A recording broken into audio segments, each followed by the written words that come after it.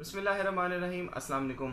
परसों एक वाक़या पेश आया था मोटरवे पे मैकडोनल्ड में एहसन इकबाल के साहब के साथ। वहाँ पे एक फैमिली ने जो एहसन इकबाल साहब के साथ दुर्गत बनाई थी उनको चोर चोर और गद्दार के जो नारे लगाए थे, और जो इस टाइम एहसन इकबाल साहब हैं वो हुकूमत के सिटिंग वज़ीर हैं, और उनके साथ उस फैमिली ने जो सलूक किया था, अगर उनके ऊपर कोई डर या खौफ होता तब तो वो इस तरह का कोई काम ना करती। एहसन इकबाल साहब के साथ उन्होंने उनके सामने उनके पास खड़े होकर उनको चोर चोर के नारे लगाए, उनके ऊपर जो ज़ोर ज़बरदस्ती से उस फैमिली ने उनके ऊपर गाली गलौज की।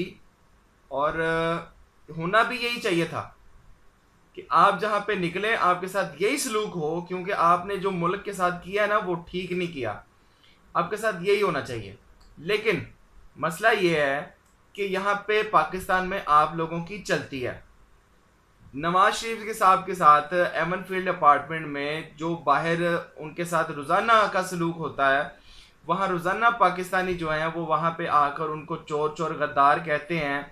और कुछ लोग तो वहाँ पे बोतलें और पिज़्ज़ाज जो हैं वो उनके घर के बाहर लेके चले जाते हैं और उनको दिखाते हैं कि आप लोग ये यहाँ पे ये कर रहे हैं, आप तो यहाँ पे अपनी बीमारी को लेके आए हुए हैं कि यहाँ पे आप तो बीमार हैं और यहाँ पे हॉस्पिटलाइज्ड हैं, लेकिन फिर भी आप एवन फील्ड अपार्टमेंट में बैठे होते हैं और वहाँ पे पिज़्ज़ाज जो है ना आपके चल रहे होते हैं। और यहाँ पे और जो इंग्लैंड में आप नवाज शरीफ साहब को देखें तो वहाँ पे कोई ऐसा फ़र्द नहीं है जो वापस नवाज शरीफ साहब के पास आया हो और उसने आकर ये कहा हो कि मुझे बहुत शर्मिंदगी हुई है, मुझे आपको चोर चोर डाकू डाकू नहीं कहना चाहिए था और आपको गद्दार नहीं कहना चाहिए क्या, लिहाजा मैं आपसे माफ़ी मांगता हूँ। ऐसा कभी इस तरह का कोई वाक़या नहीं देखा कि किसी ने आकर नवाज शरीफ से वहाँ पे आके माफ़ी मांगी हो। यहाँ पे एक फैमिली जिसने मैकडोनल्ड में एहसन इकबाल साहब के साथ ये सलूक किया था, आज देखते हैं कि वही फैमिली एहसन इकबाल साहब को नारोवाल में मिलने गई है।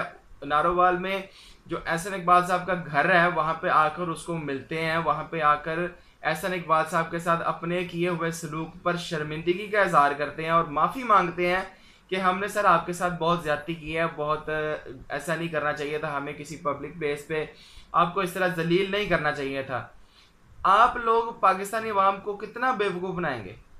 ये कोई अब वो बनाना रिपब्लिक रह गई है कि आप पाकिस्तान की आवाम को बेवकूफ़ बना लें?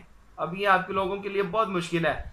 हमें पता है कि यहाँ पे पाकिस्तान में आप लोगों की बहुत चलती है, इस टाइम आपकी हुकूमत है।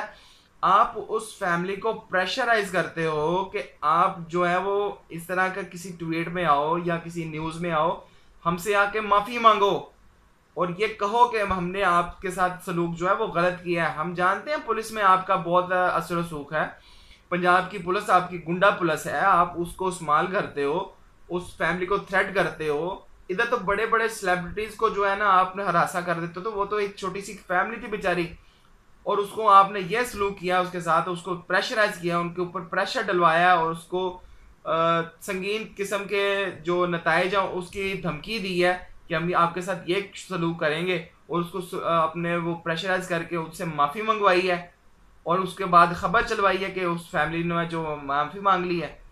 ये पाकिस्तानी आवाम जो है अब वो बेवकूफ़ बनने वाली आवाम नहीं है। अब इस आवाम को जो है ना बेवकूफ़ बनाना छोड़ दें, अब ये बेवकूफ़ नहीं बनने वाली। अब पता चल गया सोशल मीडिया का ज़माना है, अब बेवकूफ़ नहीं बनता कोई भी, ये भूल है आप लोगों की। लिहाजा बंदे के पुत्र बन जाएं, अकल से काम लें, आप लोगों के लिए यही बेहतर है। आज के लिए इतना ही, मिलते हैं अगली वीडियो में इंशाल्लाह। ज़िंदगी रही तो अल्लाह हाफिज़।